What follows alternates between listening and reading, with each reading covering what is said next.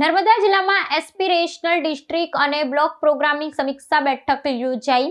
આરોગ્ય, પોષણ, શિક્ષણ, કૃષિ, પાણી પુરવઠો, કૌશલ્ય વિકાસ સહિતના ક્ષેત્રોમાં થયેલ કામગીરીની સમીક્ષા કરાઈ। નર્મદા જિલ્લા કલેક્ટર કચેરીના સભાખંડ ખાતે તારીખ 18 નવેમ્બર ગૃહ અને શહેરી બાબત મંત્રાલયના સંયુક્ત સચિવ તથા નર્મદા જિલ્લાના કેન્દ્રીય પ્રભારી સચિવ રવિકુમાર અરોરાના અધ્યક્ષસ્થાને તથા નર્મદા જિલ્લા કલેક્ટર એસ.કે. મોદીની ઉપસ્થિતિમાં એસ્પિરેશનલ ડિસ્ટ્રિક્ટ પ્રોગ્રામ અને એસ્પિરેશનલ બ્લોક પ્રોગ્રામ અંગે વિસ્તૃત સમીક્ષા બેઠક યોજાઈ હતી।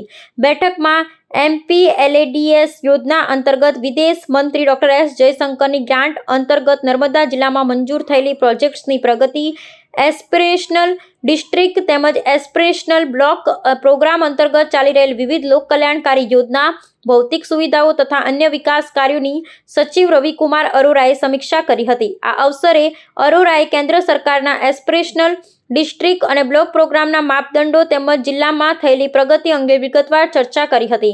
તેમણે આરોગ્ય, શિક્ષણ, કૃષિ, પાણી પુરવઠો, પોષણ, કૌશલ્ય વિકાસ, ઇન્ફ્રાસ્ટ્રક્ચર વગેરે ક્ષેત્રોમાં થયેલી કામગીરીની સમીક્ષા કરી અને અનેક રચનાત્મક સૂચનો આપી માર્ગદર્શન પૂરું પાડ્યું હતું।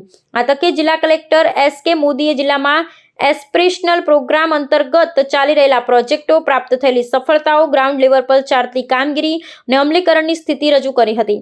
ઉપરાંત પ્રાથમિક આરોગ્ય સેવા મજબૂત બનાવવા, પોષણ સ્તરમાં સુધારો લાવવા તથા શાળાઓમાં શિક્ષણની ગુણવત્તા અને સુવિધાઓમાં ઉમેરો કરવા માટે હાથ ધરાયેલી કામગીરી અંગે વિગતવાર માહિતી બેઠકમાં રજૂ કરવામાં આવી હતી।